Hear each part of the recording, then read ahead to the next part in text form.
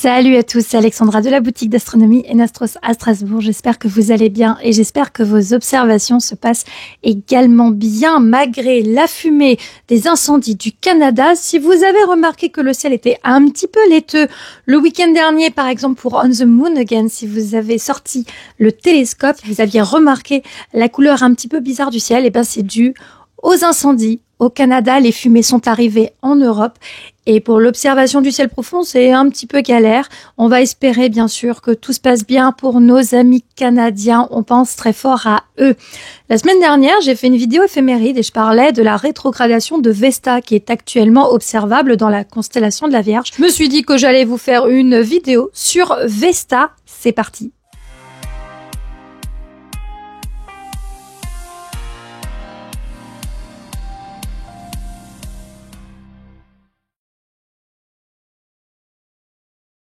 Avant de commencer, je voudrais juste vous parler d'un petit dernier qui est arrivé sur le marché. Alors, vous pouvez prendre ça comme une sponsorisation, je ne sais pas. En tout cas, on me l'a offert puisque j'ai reçu un courrier de Duno. Alors, en fait, je connais Emmanuel. Voilà. C'est parce que j'ai demandé à Emmanuel s'il y avait une nouvelle édition de son livre À la découverte du ciel que j'aime énormément. J'avais déjà la 3e édition, là c'est la 4e. Et du coup, je me suis dit, tiens, peut-être qu'il y a une nouvelle édition qui arrive. Et là, Emmanuel m'a répondu, il m'a dit, en fait, j'ai une version BD qui va sortir. Et quelle ne fut pas ma surprise de recevoir dans ma boîte aux lettres le courrier des éditions Duno qui m'ont offert, je pense que c'est Emmanuel du coup, qui a demandé à ce que l'on m'offre du coup ce superbe livre Astronomix. Donc en fait c'est la version BD du livre À la découverte du ciel. Donc il est vraiment super. Là je vous mets quelques petites images. Mais vraiment, je suis très contente. En plus, on voit un petit C8 orange. On adore ces petits C8 orange. Donc, peut-être que ça passe comme une sponsor ou pas. Voilà, c'était pas prévu. Ils m'ont pas demandé d'en parler. Je voulais en parler parce que ça me fait extrêmement plaisir. Parce que j'ai commencé à la feuilleter, cette BD. Elle est vraiment sympa. Et je me suis dit que j'allais vous en parler. Vous pouvez bien sûr retrouver cette BD aux éditions Duno dans vos librairies ou même dans ma boutique bientôt. Voilà. On retourne à la vidéo sur Vesta.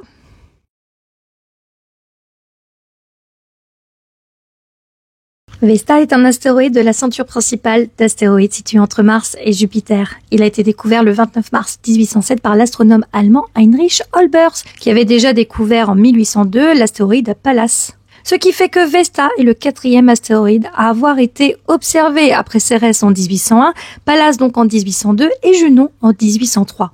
Ce qui est très impressionnant avec Vesta, c'est que lorsque la Terre rattrape sa course, comme en ce moment, l'astéroïde est très lumineux. Dans un très bon ciel bien noir, il pourrait même être apercevable à l'œil nu. Mais vaut mieux favoriser une paire de jumelles, une petite lunette ou même un petit télescope. Plus gros, bien sûr, aussi, ça marche.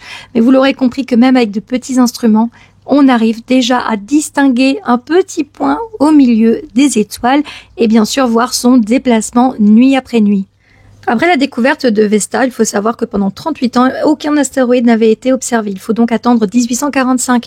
Et donc ça veut dire que pendant la première moitié du 19e siècle, ces astéroïdes étaient considérés par les astronomes comme des planètes. Ils ont donc, de manière assez symbolique, un signe astronomique comme les planètes, afin de le différencier dans les cartographies célestes et dans les livres d'astronomie. Si vous avez suivi le quiz de Kevin cette semaine, où Nico était en finale, une question a été posée par rapport aux astéroïdes. Quel astéroïde est le plus massif? Et c'est vrai qu'on pourrait hésiter entre Pallas et Vesta, mais c'est bien Vesta qui a une masse volumique plus importante, qui est de 270 millions de milliards de tonnes. Alors il faut savoir que Vesta, c'est donc une énorme masse rocheuse, mais ce qui en fait sa caractéristique, et c'est grâce entre autres aux observations faites avec le télescope spatial Hubble et la mission spatiale Dawn, qu'on a pu voir les cratères que l'on peut distinguer en énorme quantité sur la surface de Vesta, dont le plus impressionnant est le cratère qui a été nommé Rhea Silva. C'est un cratère qui fait 505 km de diamètre et qui a une profondeur de 25 km. Alors c'est un impact avec un autre astéroïde et alors suite à cet impact, il y a eu plein de petits morceaux de Vesta qui sont restés autour de l'astéroïde qu'on appelle les vestoïdes, dont les plus brillants sont Kola, Pékin et qui ont une petite magnitude à 12,2. Alors il n'est pas impossible que suite à l'impact qui a donné donc le cratère Rhea Silva, on ait eu des morceaux de Vesta qui soient arrivés sur Terre. Par rapport à la composition de ces morceaux et par rapport à la composition interne de l'astéroïde, puisque Vesta possède une structure différenciée et serait constituée donc d'un noyau métallique de nickel et de fer, mais d'un manteau rocheux d'olivine et d'une croûte. Et donc par rapport à ces éléments-là, et bien sûr à l'analyse de différentes météorites retrouvées sur Terre, et bien effectivement, on aurait des morceaux de Vesta qui auraient été retrouvés, les météorites HED. C'est un sous-groupe d'achondrites. Et bien sûr, j'en profite en même temps pour dire qu'il y a bientôt la bourse internationale de la météorite à Ensisheim en Alsace et j'y serai le dimanche pour refaire mon stock de météorites pour la boutique.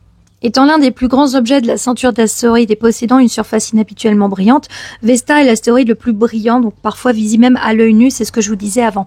C'est pour ça qu'il faut en profiter en ce moment pour l'observer, parce qu'elle a une périodicité forcément d'observation et en ce moment, elle a une magnitude proche des 6. Donc c'est super intéressant de l'observer en ce moment dans la Vierge. J'en ai parlé la semaine dernière, mais j'en reparle donc furtivement maintenant. C'est observable tout le mois de juin. Vous pouvez voir la boucle de Vesta dans la constellation de la Vierge par rapport aux deux étoiles, les pieds de la Vierge. Entre les étoiles Mu Virgo Rijalawa et Iota Virgo Sirma, vous voyez vraiment le déplacement nuit après nuit. Si vous faites de l'astrodessin ou de l'astrophoto, c'est le moment d'aller observer l'astéroïde Vesta. Puisqu'après, sinon, il va falloir attendre de nouveau que nous soyons en opposition et donc attendre quelques mois. Pourquoi Vesta et Cérès sont étudiés par les astrophysiciens? Vesta et Cérès sont des protoplanètes dont les caractéristiques n'ont pratiquement pas été modifiées depuis leur formation, donc depuis la création du système solaire, soit environ 4,6 milliards d'années, ce qui en fait des témoins de la genèse du système solaire. La mission Dawn, qui a été lancée en 2007, qui a entamé ses observations en 2011 en se plaçant en orbite autour de Vesta puis de Cérès, s'est achevée en 2018, qui était justement pour l'étude de ces deux corps célestes afin de mieux comprendre le système solaire et la manière dont il s'est créé. Je vous la fais courte aujourd'hui, mais je sais que Vesta pourrait nous permettre de comprendre beaucoup de choses.